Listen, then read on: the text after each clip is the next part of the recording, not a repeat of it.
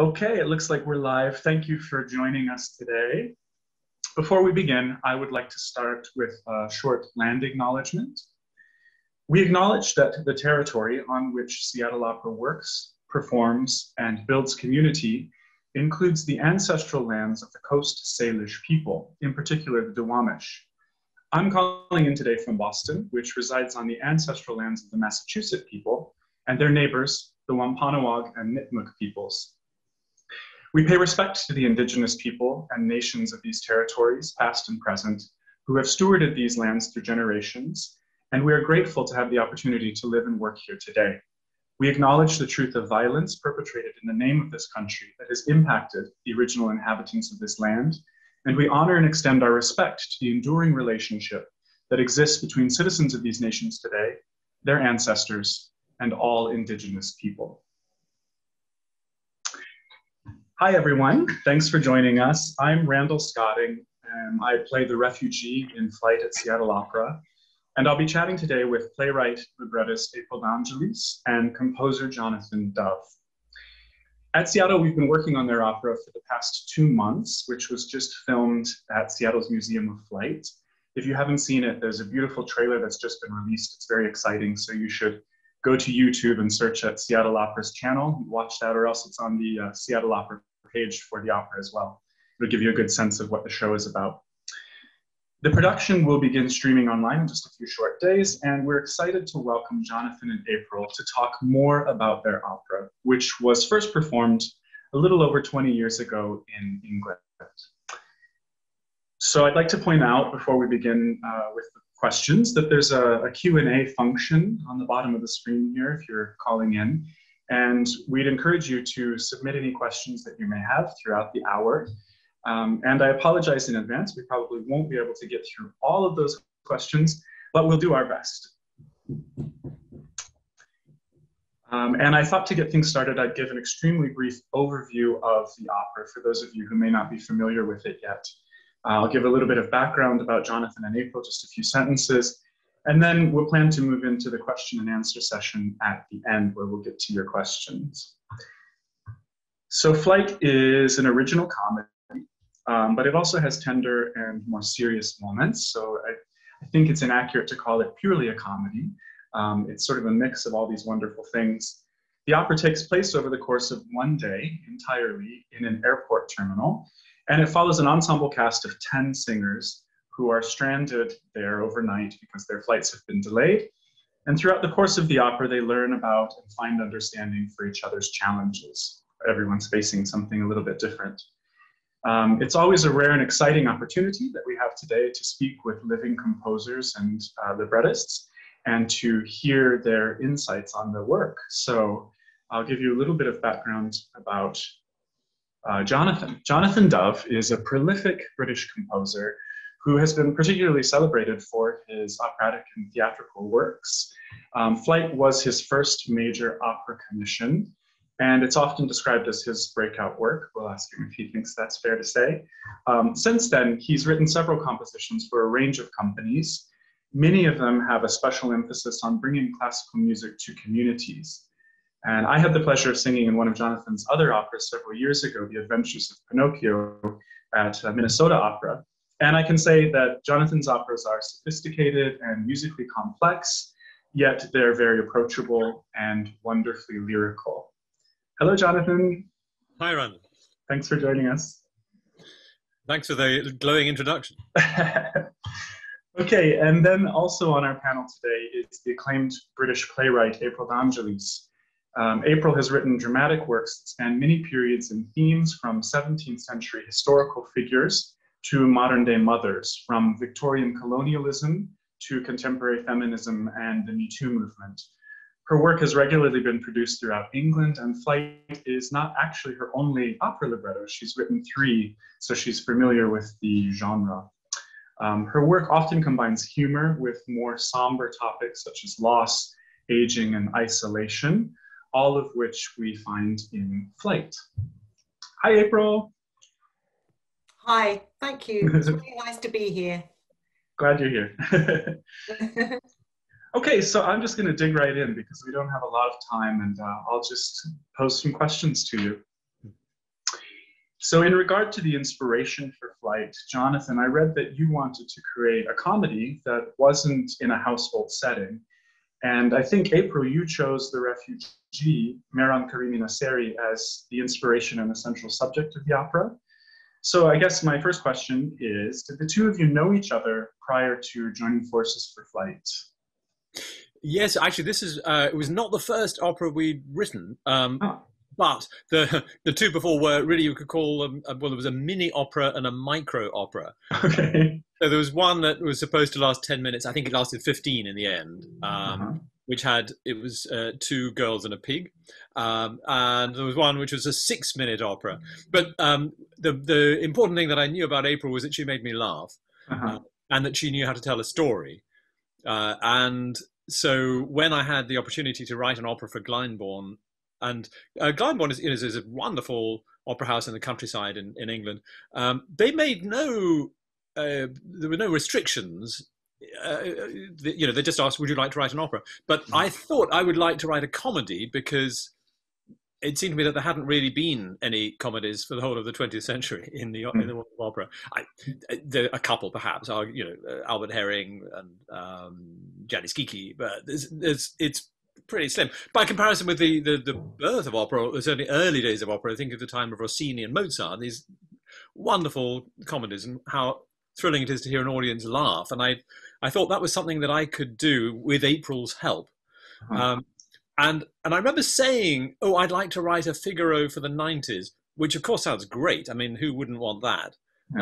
But we quickly realized that was going to be quite a challenge.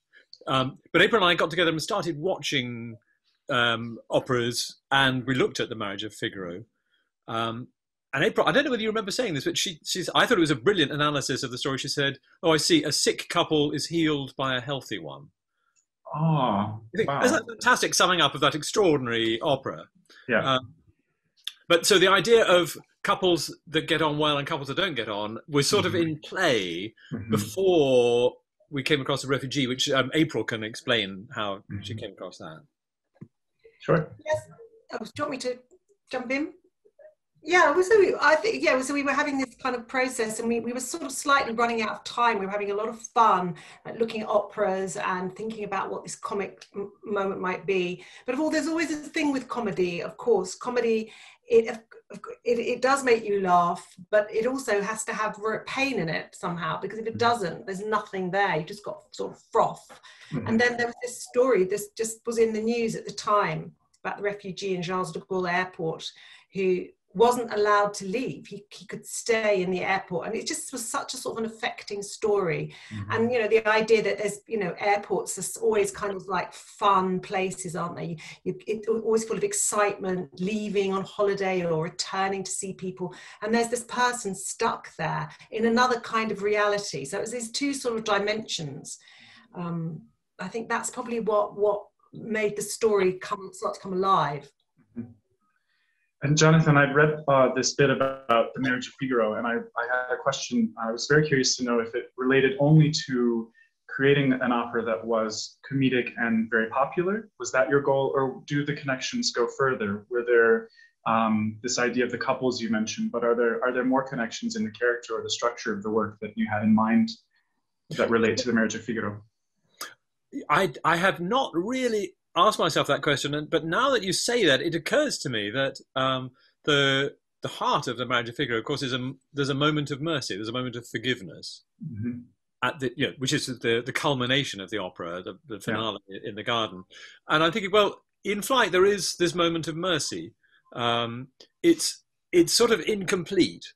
In Flight, do you know, the refugee asks everyone to help, and to begin with they don't. To begin with they're busy with their own things, but eventually, persuaded by one thing and another at various turns of events, they do want to help, but there's a limit to how much they can do. And even the immigration officer, spoiler alert, it wants to do something. But it's not perfect. It's not perfect forgiveness. In the way that the Countess, it's perfect forgiveness. She forgives her husband, and their marriage can continue. The immigration officer, if it were perfect, I suppose, well, if it were perfect from the refugee's point of view, he would be allowed into the country and so on. if the immigration officer were behaving perfectly from his boss's point of view, he would have sent the refugee back to where he came from. Neither of those things happens. So it's a compromise, but it's as good as it can be for those people in that moment. So it's a sort of modern equivalent, if you like, of that, the moment of forgiveness. Okay. So there's something in the heart of it that's connected.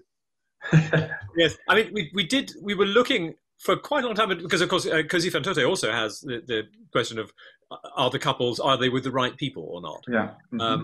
And that is a question that does get asked in flight, in passing. But we realised that the stakes of marriage are just different now. They were different when April and I were writing, different from when Mozart was writing.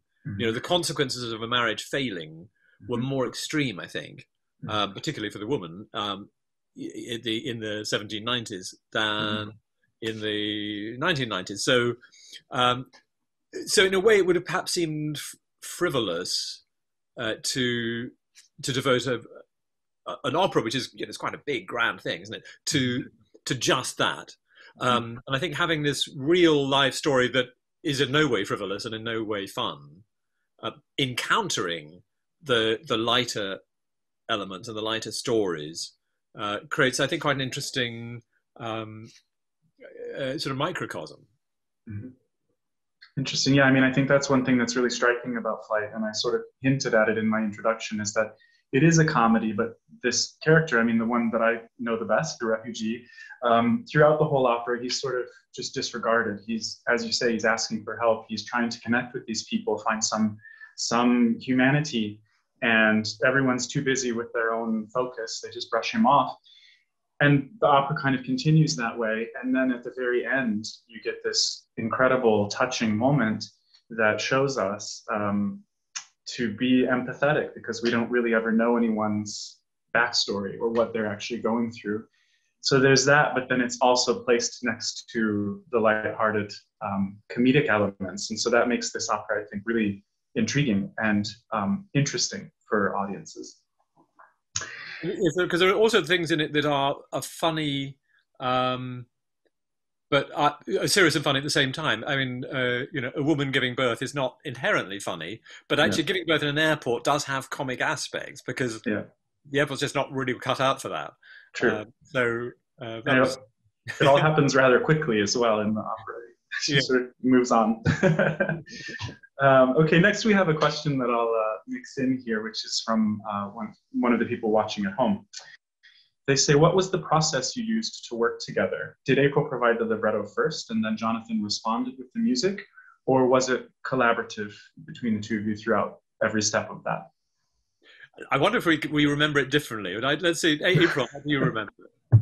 Well, I remember, I mean, it definitely wasn't that the music was all written and then I fitted the libretto to it, because I think that would actually be, well, to me, impossible. But we sort of did it a sort of piecemeal. So we didn't even have, we sort of, I would give Jonathan some text, libretto, and he would give some music, and then sometimes he might play me a bit of music. And I mean, it was sort of very organic and mixed together, wasn't it? Is that what you remember, Jonathan? Yes, I mean, I think the focus was on the story for the first part. So I think there were about 9 months where we were only talking about what happens and what the scenes are. And in those days, this was before email, so I was waiting anxiously by the fax machine, and it would suddenly whir into life, and these pages would come out. And sometimes you'd be seen, and I think, this is a different opera and I can't set it. And others would be like, this is fantastic and I want to write it straight away. So it was quite a sort of crazy roller coaster ride. But by the time I started writing the music, I think there was a pretty complete draft. But as April says, along the way, I discovered certain kind of, musical and dramatic necessities. Because as Randall, as you said, I mean, it wasn't my first opera, but it was my first main stage opera. So it was the first time I had written shorter chamber works, and I'd written works for a largely amateur cast, of hundreds of people in a community opera. But this extraordinary setting of having a symphony orchestra in the pit who could play any notes that I could think of, and a cast of 10 professional singers who could sing anything I could think of. That was all new.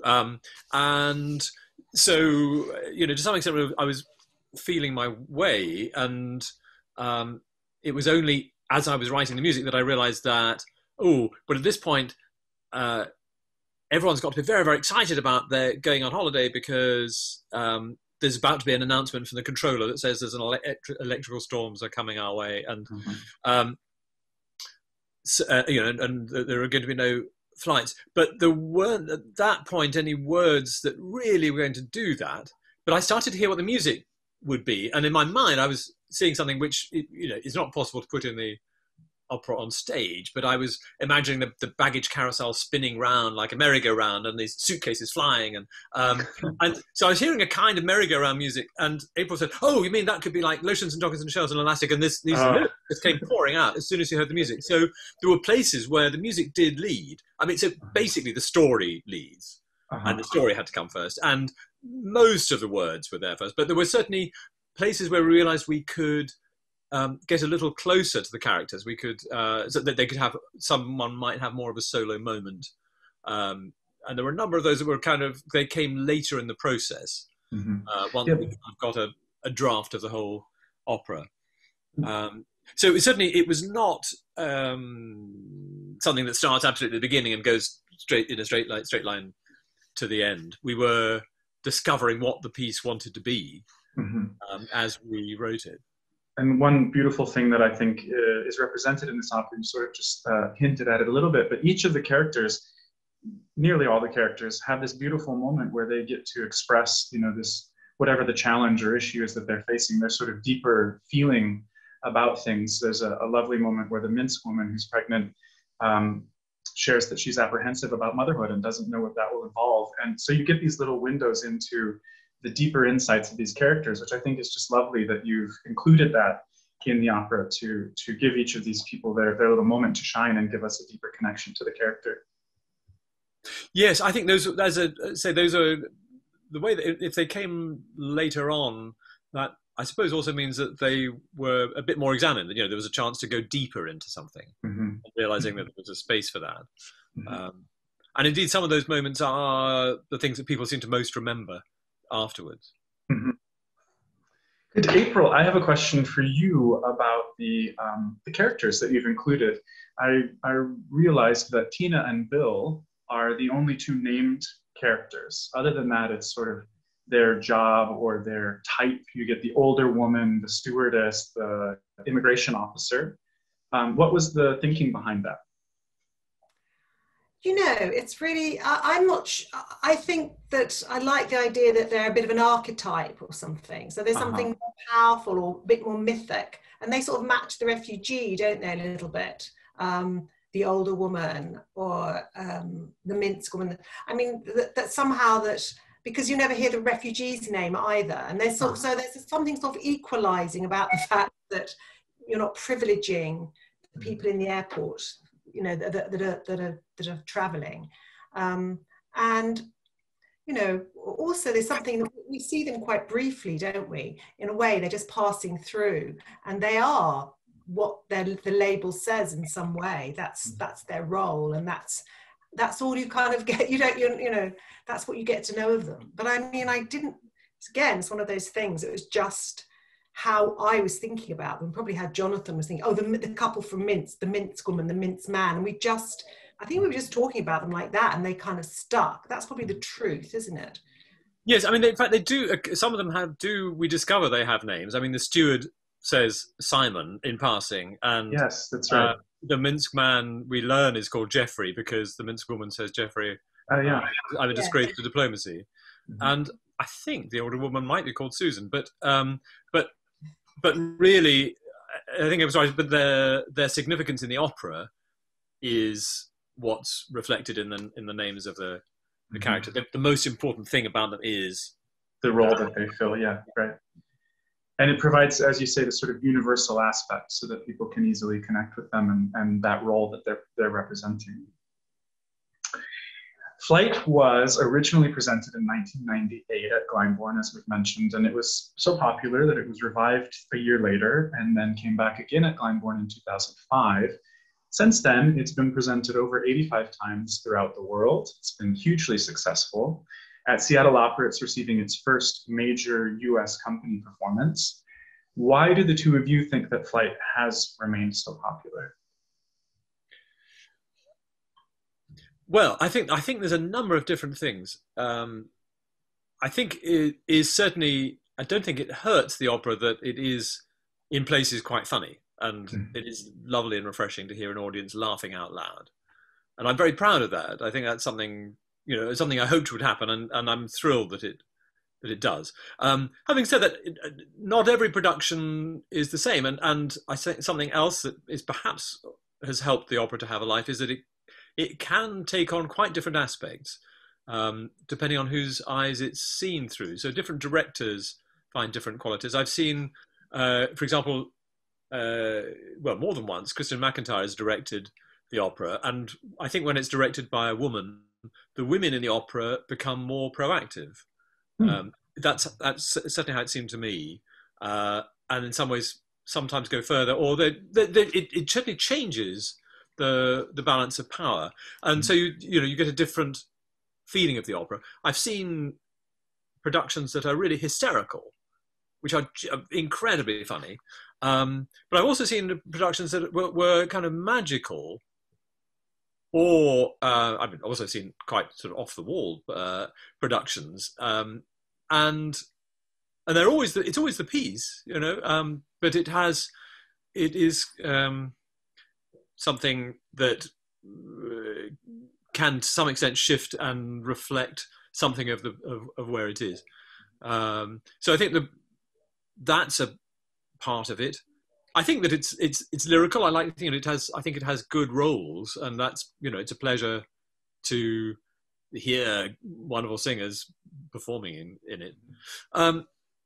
The element of the refugee is obviously the central figure, and something it has surprised me that the opera actually feels more topical now than it did when it was first presented, and I wouldn't have expected that. When we were writing the piece, I was certainly just thinking about the first performance, and just hoping that the piece would survive the first performance. And so the idea that it could have this life, it's had, when you mentioned, I think it's had more than 30 productions and more than 130 performances, including conservatoire performances around the world. I had no idea that it would have that kind of life. And I don't think you can ever predict, what piece is going to take off in that way. But I think the painful topicality of the refugee, it's only increased. And in fact, when the opera was staged in London, this is a few years ago, about 2015, there was a production at Opera Holland Park, and during the week of performances, the painful event that the refugee describes at the end of the opera. Yeah. So, sorry, another spoiler, but how he got his journey, how he stowed away, but how his twin did not survive stowing away in the undercarriage of the plane. That was played out again in London. A refugee fell out of the undercarriage, died in the course of trying to arrive in England. And that was tough for the singers that week to perform that role, with it happening, really happening in the skies, kind of overhead. Sorry, I didn't want to cut you off, but I think I found also working on this role right now. You've mentioned the topicality of the refugee, and it's something that is happening again. I've seen in the news because of COVID. There was recently a man who was stowed away in an airport in Chicago for 3 months because he was afraid to fly back home to California. So it seems like a fantastical sort of dramatic concept, but it is actually happening. People do actually live in airports, and people do fall out of real wells, and it is very real. I mean, Edward Snowden was in Moscow airport for 3 months, maybe, I think, and there are others. I mean, the Mehran Nasseri, the refugee who inspired our opera, was there for 18 years, and that's an unusually long Yeah. period. But it's certainly not unique for somebody to be stranded in an airport for some period. I mean, in fact, the original refugee story is complicated and it doesn't have a particularly happy ending. I mean, and so it's probably worth saying that our opera is not a documentary.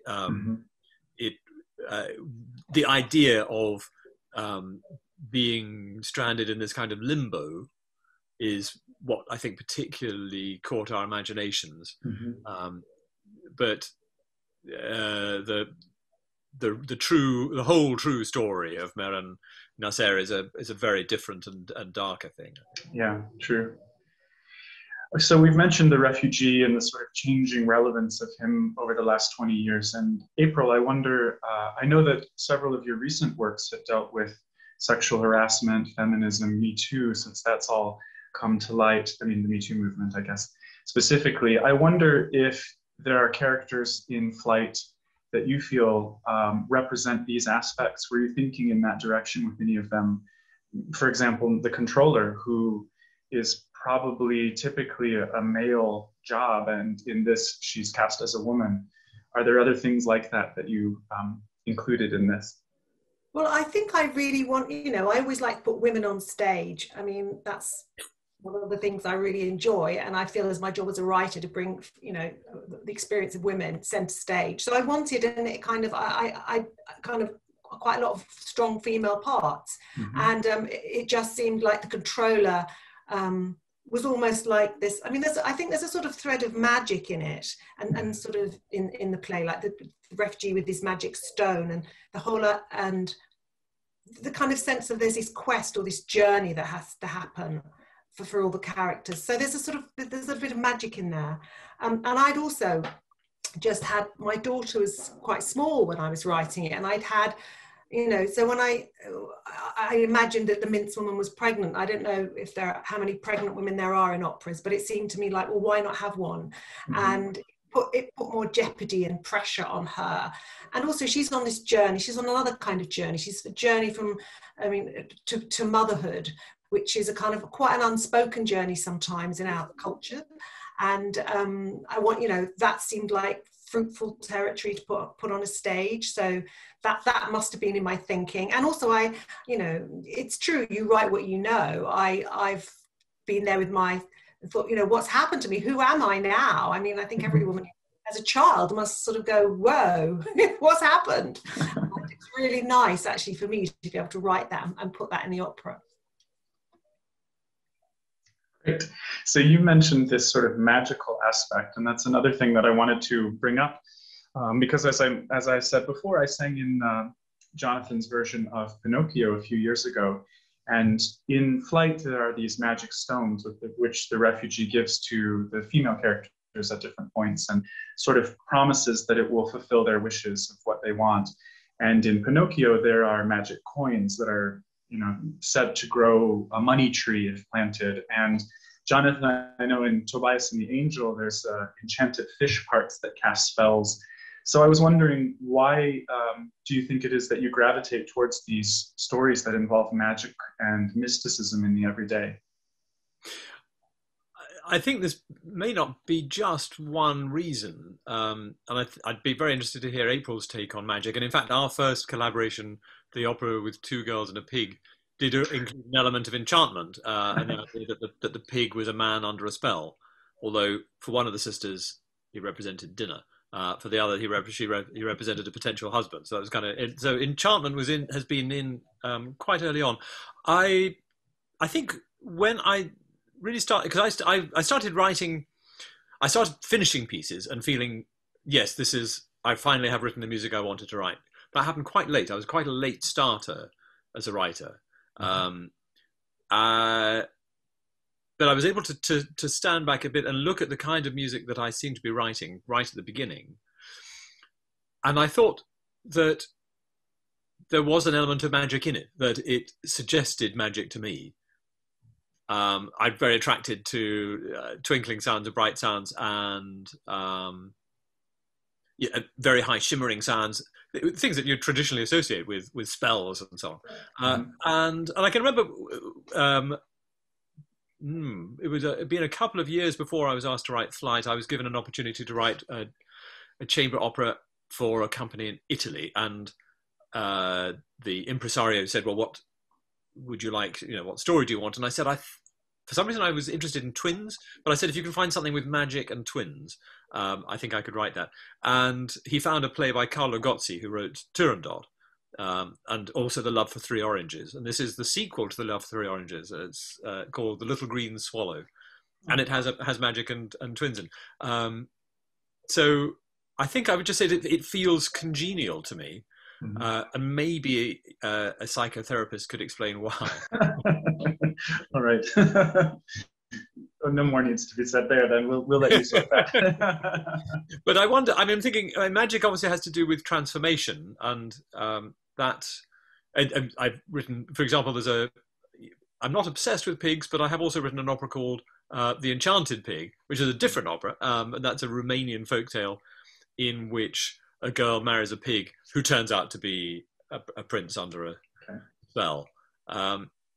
I think magic is pretty irresistible, and I suppose one other answer I could give is that I think magic appeals to the child in us. The possibility of magic is, because it also means that things don't necessarily always have to stay as they are. And if if magical thinking is possible, you could just by imagining something, you can change it. And I think in my creative work, I would say that my inner child is in a healthy state. I've sometimes had difficulty locating the inner adult, but the inner child is big. That's wonderful. Any artist should have connection to that. So I have another question, which is coming in from the people who are viewing in. How did you decide on these particular characters and their circumstances and their overall roles and purposes, both dramatically and then comedically in the narrative? Yes. Well, April, you go first, and I can fill in. Well, it's always sort of really odd where characters come from, because you have a space, you have the airport, and you know that at some point they're going to be stuck in the airport. So you want, and if you've got, you have, I think, is it 10 characters, and some of those are going to be pairs, some of them are going to be single people, and so you have to, in a way, you almost start off with the configurations, and then you go, well, if this is a couple, well, what's their relationship? What's, why are they coming to, what's their problem? Why are they here? What do they want solved? What are they looking for? What are they searching for? And you just ask yourself these questions, and, hopefully, characters just usually they answer the call, basically, characters, and they come. And, if you've got a young couple, then you think, well, then you could have a single older woman, because it's a contrast. So there's a sort of logic in it. And there's also a sort of mystery, well, where do they come from? They must, it's a sort of a rather nice thing that they do just turn up. But thank goodness they do, and they've got stuff to say, and they want stuff, Mm-hmm. I think along the way, some of what happened is that I think April, suggested, sort of offered, there could be this person, there could be that person. I realized, I don't know that I noticed it at the time, but looking back, I realized that actually I have quite a strong personal connection to quite a few of the characters. Not the refugee, not the immigration officer, but I was once on a flight where, in fact, it was, as it happens, it was friends of the first director of Flight. Turned out to be, was sitting next to me, and we got into a conversation. And they were, that day, this was the flight where they were going to begin a new life in another city. Oh. I think, well, what an extraordinary thing. And of course, it's just thinking of all the things that can happen in an airport. And one of the things that will happen is that somebody on this flight may well be now making this journey of a lifetime to completely change their life. I also went, and then when the idea of Bill and Tina, this holiday couple who are hoping there's something that's not quite right in their marriage, in their relationship, and they're hoping that when they go on holiday, somehow it'll fix it. And I myself have done this, so I could relate to that. So I thought, yes, we've all done it. I've also on one occasion, there was a time when I went to an airport to meet it wasn't. I don't think it was a Wednesday, but the older woman keeps going to the airport on a Wednesday to meet somebody that she met on holiday. I met someone abroad who was supposed to be on this flight, but they didn't turn up. In fact, they give me the wrong date. But so I had this thing of going to the airport, standing there, watching all of the people coming through the gates for hours, because they wouldn't tell you who was actually on the plane. And then I was like, oh no, it's actually tomorrow, and having to cycle back to Heathrow the next day because there was a rail strike. So I suppose I felt those characters quite personally. And so when they came as possibilities, it was like, oh yes, I definitely want that. I could relate to that, because I think it's very important to be able to be inside every character in the story. You can't, it's not interesting to see somebody just from the outside. I think the music's got to come from inside the person. Yeah. And so the sort of the actor part of me has to be able to perform all of those characters for the music to happen. So you're speaking then also about the motivation, the sort of connection and dramatic idea leading naturally into the music if you feel that strong connection to them. It's interesting, the process of that, yeah. Yeah, and also, I mean, actually the idea of flying is also incredibly exciting. And that was, I suppose, when April first told me the story that she'd come across of the refugee in Charles de Gaulle airport, I was first of all fascinated by his predicament about what it is to be just in the departure lounge the whole time, in this sort of floating, not quite real location. But almost immediately I was also thinking, oh yes, planes taking off and planes landing, and what's that going to sound like? And so the idea of aeroplanes is incredibly exciting. And flying is something, but as children, I think we dream about flight a lot. And I think we dream less about it as adults, but still occasionally do. But I mean, I remember a lot, I'm sure you did, and I'm sure April did, that you're flying a lot in dreams. And so that's also a kind of magical thing, isn't it? Just to be able to fly. And that was inspiring. And I realized while writing Flight, and for quite a long time afterwards, that every time I stepped on a plane, as it started to go down the runway, I would hear music. I would just imagine, it was always different. But the act of or sensation of flying is so exciting. It just makes music happen inside me. And actually, there have been occasions when I was once given some very good advice. When I wasn't writing Flight, I was writing something else, and a conductor friend said, if you get stuck, just, do something completely different, just go somewhere. And I found myself driving to my local airport, to City Airport, and watching planes take off, and that would always solve my creative dilemma. The block. I can tell that you're inspired by Flight, having just sung the opera. There's the most magical, majestic, glorious music at the end when the plane finally takes off. You can tell that it was something that you felt strongly connected to. So hearing you speak so eloquently about it is not a surprise. Okay, April, I have a question for you about another question about the characters in Flight. One of my favorite moments is when the steward is trying to comfort the older woman, and he says to her, "Don't worry, I'm super sane," which I just thought is hilarious, because if you can imagine the kind of person that would, "Oh, don't worry, I'm very sane, it's fine." It tells you so much about that character and that person. So I wonder how you think about characters in opera versus straight play, and retain that complexity that comes in just a few words, knowing that the lines will be sung rather than spoken. Yeah, I mean, there's a lot. One thing I discovered when I started writing librettos, because I'd written plays first, was that there's a lot less words in a libretto, which was like a joy to me, because I was like, look, you only have to write like 30 pages, and it's like 90 pages if you're writing a play. This is brilliant. But the other thing is then you have to be really careful with the words that you choose, and also, lines. It's much more about. I mean, I'm not a poet, but it's a kind of heightened language. But it's still dramatic language, because it still has, I mean, for example, if someone talks about themselves as super sane, as you said, you kind of immediately think, well, they're playing a role. So are they really sane, or is it only a bit of a crazy person that would ever say that? I mean, there's that sort of, there's a doubleness in, you know, in the language of dramatic characters, isn't there? You don't necessarily, you're always reading into it. So I think it's just choosing. I mean, I think you have to have a strong, always, as with the same, why it's the same as a play is that, you know, a character has a motivation, they have a strategy, a role that they're playing, and they have something they want to achieve. And in that moment, he wants to calm this woman down because it makes his job easier. And so he's just pulling kind of slight cliches out of the air, I suppose. But also, it's from my observation of being on a plane, because I try not to fly at the moment because of climate change, but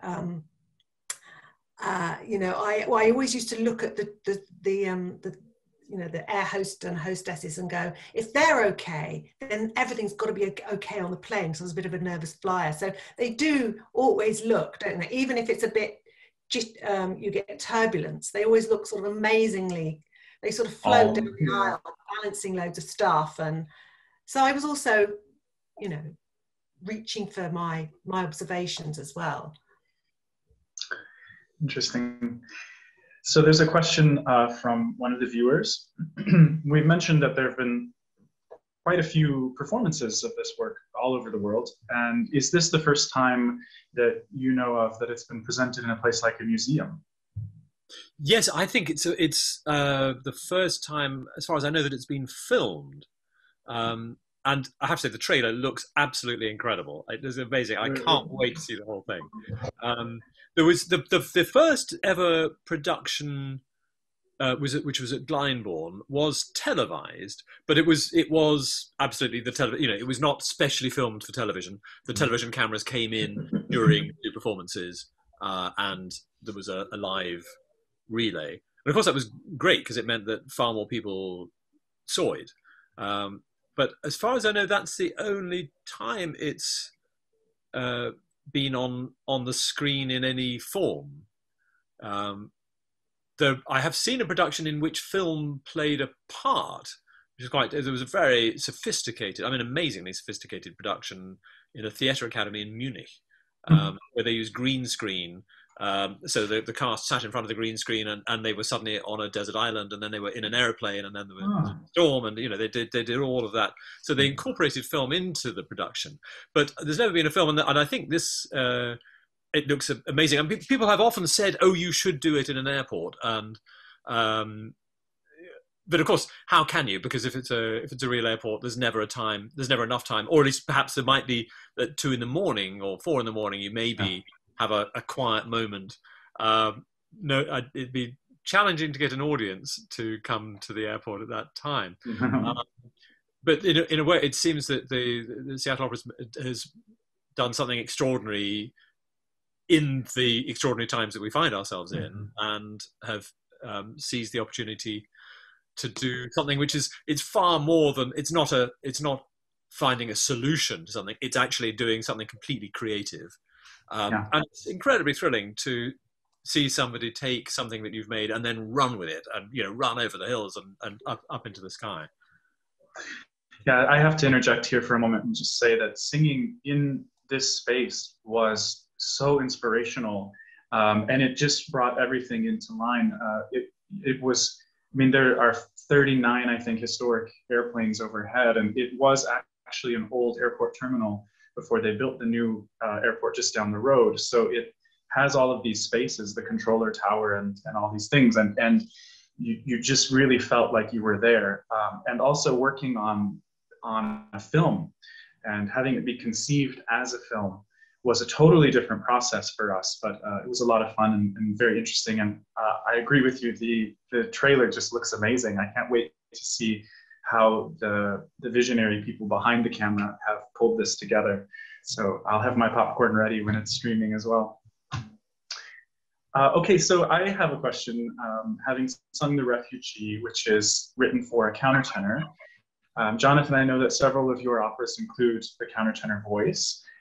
So I'm just curious to know your thoughts musically and dramatically behind casting the Refugee specifically as a countertenor, and you know why you include it in your works.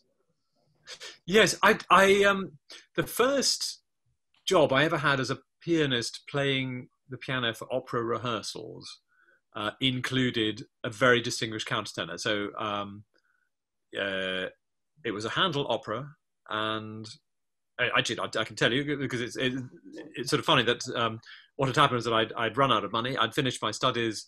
I didn't really have any work. And I phoned up a friend and said, have you got any piano playing work going? And he said, go and play for Handel Opera Company on Monday morning. And I went. And so suddenly I was playing Partenope, and James Bowman, the countertenor, was singing. And it's an amazing sound.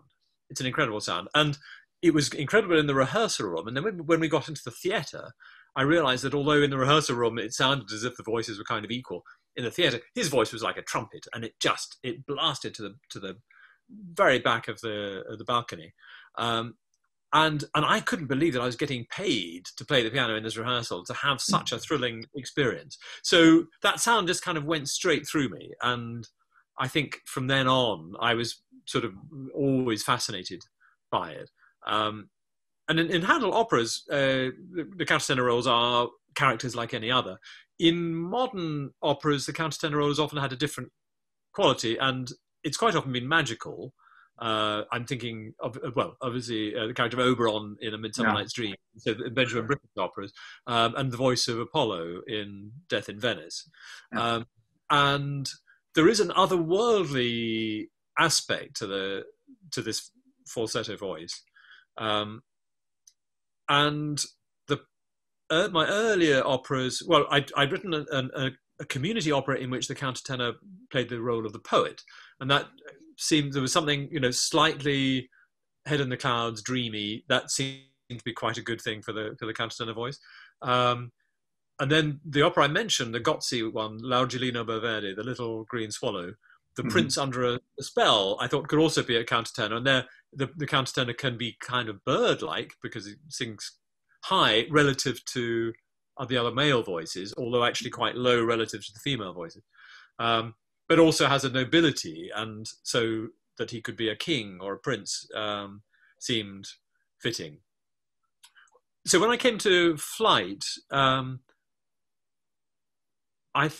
was thinking just about how the refugee is other in the story, that he's different from everyone else. We know in the story, in the opera, we don't find out where he's come from, and the music doesn't make it explicit either. Mehran Nasseri was Iranian, but I haven't done Iranian music. Sometimes it sounds a little bit Oriental, sometimes perhaps almost African, or Arabic. So it's kind of blurred. I've not made it at all specific. The important thing is that he's from somewhere else, and he's from somewhere very different from everyone else in the opera. And so I thought the way to make his voice stand out would be for him to be a countertenor. And so also there are other vocal effects that he has that none of the other characters have, this sort of little portamenti and things when he's, and the little scene where he's singing about the magic stones, and it has this quality because he's sort of gliding around with his voice as well. So not just that it's a countertenor voice, but also different sort of effects that you utilized as well to bring to light this sort of otherness of him. Yes, exactly. So from somewhere far away, somewhere different. There's a bonus from using the countertenor voice is that it then places you, Randall, right in the center of the texture, because your voice is the highest of the male voices, and well, it's kind of roughly the same tessitura as the older woman, but which means that all of the other female voices are above you. So you've got all of this activity around, and you are the sort of the center in the texture, and that's I think it was musically helpful. So orally, the refugee is also a grounding presence in the middle of everything. Yes. Yeah. Interesting. So center of the story and the center of the music. Yeah. So I have a little bit of a follow-up question, which may be slightly provocative, but it's just something I wonder if you've thought about. Given the fact that society is changing and ideas of masculinity are becoming more fluid, and gender, all of this is sort of opening up now. And I wonder if looking at the countertenor voice, which has always been seen as something perhaps a little bit effeminate, but then there's always this contrast of this voice in a male body. and what that means. I would just wonder if you would consider in the future composing something like a heroic leading role for a countertenor, now that these sort of ideas are blurred. I don't see why not. I think I'm always going to be fascinated by the voice, and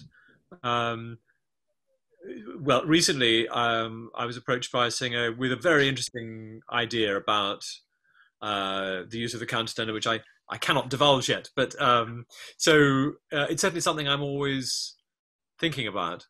I have been asked by a countertenor, would I object to them singing the Minstrelman? And as you say, in gender fluid times, all things are possible. But the countertenor voice, certainly for me, I don't think of it as emasculated. Mm-hmm. I think of it as powerful, but other.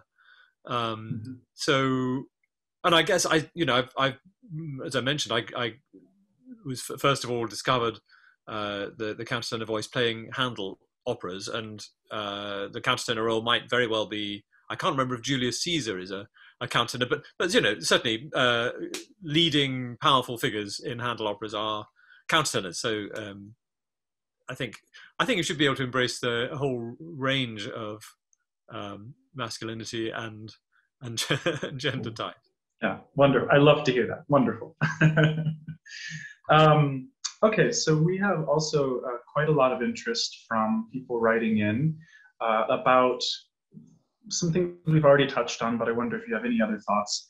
Looking back on this opera, which you wrote 23 years ago, and we've spoken about the relevance and how that has shifted, but obviously you also are in different places in your life and things. So I wonder, looking back on it, does it have a different significance for you specifically now? And also, is there perhaps anything that you would change now with all these productions that you've seen? Oh, we made this opera at a particular moment, and it was before 9/11, for example. So the experience of flying has changed quite a lot since 1998, and it often doesn't seem quite as light-hearted as it perhaps did then. But I think that was the moment in which it was born, and I have to say I love it. I set out to write an opera that I wanted to go and see. I mean, my intention was to write myself a good night out, and I think I probably enjoy it more than anyone else. So when I sit down, the moment it starts, I am really happy. So no, I personally don't want to change of it. I don't know if April has been secretly wanting to. No. Oh, April's muted herself. April, you're mute. No, I know. No, I don't want to change anything. I mean, I think part of a piece of work is that, it is like a time capsule, and you bring different things to it. It can be read in different ways, and that's fine. It doesn't have to change. It's like a work of art can be human enough that you can, read different historical moments into it. So that's something that I thought a lot about working on this. Nowadays, everyone is on their cell phones, and in flight there are no mobile phones. Perhaps they were just starting, but it wasn't omnipresent as it is now. And I wonder if it did get updated to our exact modern day, would everyone just be sitting in the terminal doom scrolling and playing Candy Crush until their plane was ready to take off, and there would be all this missed opportunity for the connection and understanding which all the characters go throughout the opera. So perhaps in that way, it has to remain as a time capsule in 1998. Well, actually, I'd say never say never, because I always thought that it was a very important aspect of the piece that there are only 10 characters, and that there's something slightly claustrophobic, that they're trapped in this world that they can't escape from until they're released by their good intentions at the end of the opera. But I saw a wonderful production which made certainly some reference, some visual reference to the low budget airlines, which also have really, taken off since we wrote the opera.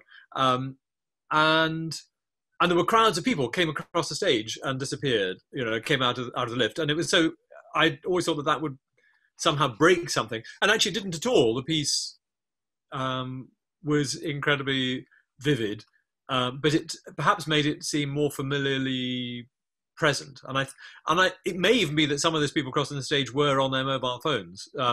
So I think it's still. I mean, it's important to say that, of course, as we said, it's not a documentary. It's a piece which has it's got a magical aspect and a kind of a mythical aspect. It's not.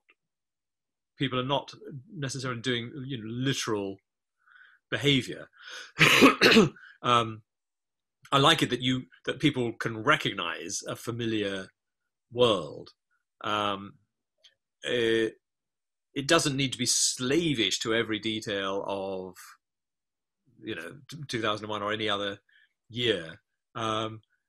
But I think it's still possible to tell the story of flight in a way that is contemporary whenever it's done. I just actually would jump in, because there's, of course, the whole thing about the climate and the kind of the flying is one of the things that is damaging, is very a lot of carbon emissions, heating the planet and causing more refugees, because I was reading something today, a lot of Marshall Islanders, their islands will be underwater very soon, and a lot of them have come to America as refugees because of the warming planet. Flying, so there is a kind of a connection there, actually, you could read into it. Yeah, climate change was not so present on our minds at that time either. So it would be interesting to look at it through that lens and take a modern approach to it. Refugees, of course, there will be, if we don't do something. Yeah. Extreme weather events we were told to expect with climate change, and that's already in the opera. Yeah, true. That's true, Jonathan. We were prescient. Okay, Jonathan, I know that your work in opera is purposely very approachable in several ways. For example, you've created chamber orchestrations for some of Wagner's works so that they can be performed in smaller companies and not cost several $1 million to produce. So, and the themes of your works are also very relatable to audiences. Can you share a bit about why you drive your focus in that direction? Why that interests you? I think it was a formative experience working on a community opera production of West Side Story in my 20s, which was a promenade production, so in which the audience had to walk around a disused cotton mill, so an old industrial space, and the action happened all over the place, and you could be at the back of the audience in one scene, but if you ran, you could be in the front of the audience for the next scene. And that, I think, alongside working with this touring opera company for whom I reorchestrated a number of great operatic masterpieces, made me think, yes, the operatic experience, it's too important for it to be restricted to the great opera houses.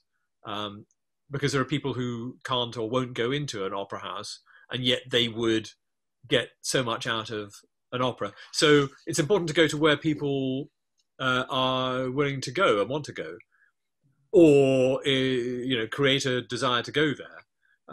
And so I've certainly a significant strand of my work has been about working outside of the conventional opera house and making operas that could be done, for example, Mansfield Park, it can be done in a stately home. You don't, there's one version of it, the original version just has a piano. You just need 10 singers and a piano, and you can have this complete operatic experience.